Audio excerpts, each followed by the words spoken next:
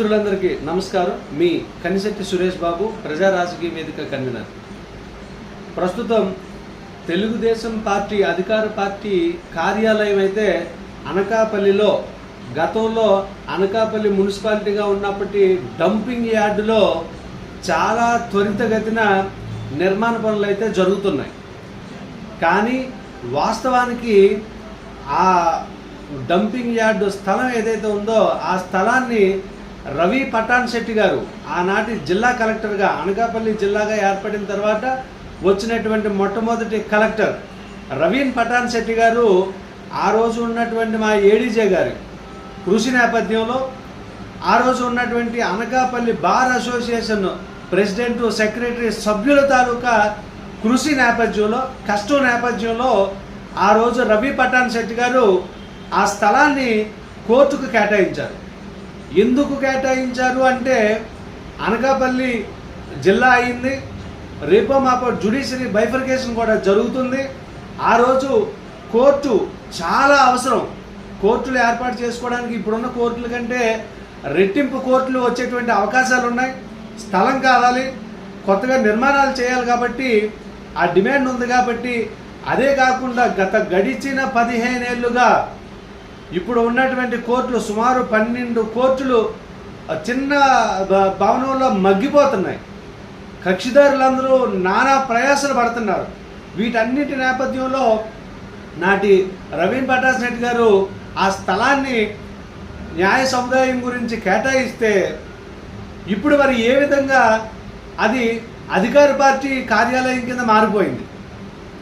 ఈ ప్రభుత్వం వచ్చిన కొత్తలో మేము పేపర్లో చూసాం, ఎక్కడో తుంపాల రెవెన్యూ పరిధి కొత్తూరు గ్రామ పంచాయతీ దగ్గర ఉన్నటువంటి స్థలాన్ని టీడీపీ కార్యాలయానికి కేటాయిస్తున్నామని చెప్తే ఏదో ఎక్కడో కావాలని మేము చాలా లైట్ తీసుకున్నాం.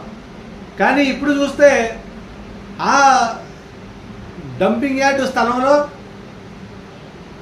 టీడీపీ కార్యాలయానికి శంకుస్థాపన చేసాడు. ఇంకా అది కన్స్ట్రక్షన్ వరకు వచ్చేసింది. త్వరితగతిని లెగుతున్నాయి. వాళ్ళకి కొరతే ఉంది, అధికార పార్టీ డబ్బులు కొరతే ఉంది. వాళ్ళకి డొనేషన్లు వచ్చేస్తే ఆ మాఫియాలు ఉన్నాయి, గ్రావెల్ మాఫియాలు ఉన్నాయి, మైనింగ్ మాఫియాలు ఉన్నాయి. వాళ్ళు తరలించేస్తారు, వీళ్ళు లేపేస్తారు. అది పెద్ద కష్టమైన విషయం కాదు. కానీ ఇటు ప్రజలకు అవసరాలే లేవా?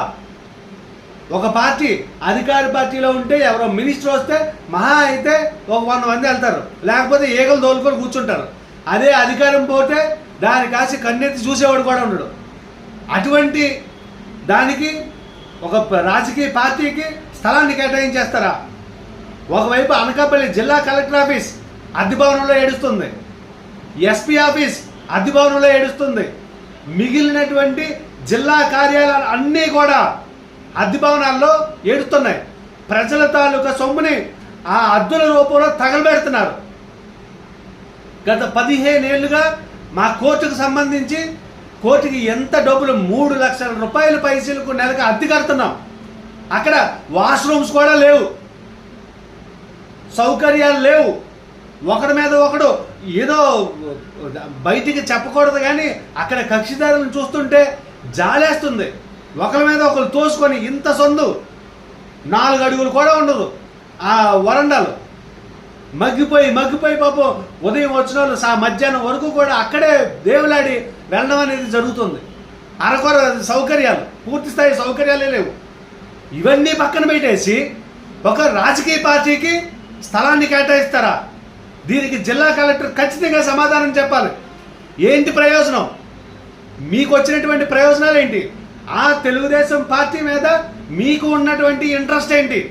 ఆ నేపథ్యం అంతా కూడా ఇప్పుడు సమాధానం చెప్పి తీరాలి.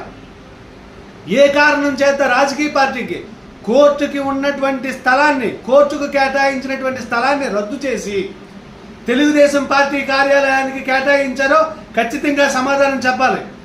మీకు ప్రభువులే కావాలి కానీ ప్రజల అవసరం లేదా? ప్రజల తాలూకా బాగోగులు అవసరం లేదా?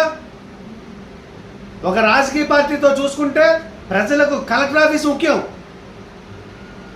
కలెక్టర్ ఆఫీస్ కన్నా, ఎస్పీ ఆఫీస్ కన్నా మీకేదో గ్రీవియన్స్ ఉన్న రోజునే జనాలు వస్తారు. అదే మా కోర్టు అలా కాదు, న్యాయ సముదాయాలు అలా కాదు. కనీసం ఒక్కొక్క కోర్టుకి 100 మంది, చాలా చిన్న నెంబర్ చెప్తున్నాను, 100 మంది అటెండ్ అయినా 1200 మంది కక్షిదారులు రోజుకు వస్తారు. అంటే కక్షిదారులు అంటే ప్రజలు కాదా మీకు? వాళ్ళ సౌకర్యాలు మీకు పట్టవా? భారత రాజ్యాంగంలో న్యాయ వ్యవస్థ కాన్కరెంట్ లిస్టులో పెట్టున్నది, చూసుకోండి పోయి. ఆ కాన్కరెంట్ లిస్టులో ఉన్నప్పుడు కేంద్ర ప్రభుత్వం కొన్ని సమకూరిస్తే రాష్ట్ర ప్రభుత్వం కొన్ని సమకూర్చాలి. అందులో భాగంగా ల్యాండ్ మీరు ఖచ్చితంగా కేటాయించి తీరాల్సిందే. ఒక న్యాయస్థానానికి కేటాయించినటువంటి స్థలాన్ని మీరు ఏ విధంగా ఒక రాజకీయ పార్టీకి కేటాయిస్తారు? ప్రజలకు అవసరాలు లేవా? ప్రజలకు జిల్లా ఆఫీస్ అవసరం లేదా? ఎస్పీ ఆఫీస్ అవసరం లేదా? ఇరిగేషన్ ఆఫీస్ అవసరం లేదా? జిల్లా కార్యాలయాలకే ఇప్పుడు అద్దుల్లో ఉన్నాం మనం. దయచేసి చెప్తున్నాను, వెంటనే ఆ ఇచ్చినటువంటి ప్రొసీడింగ్స్ని రద్దు చేయండి.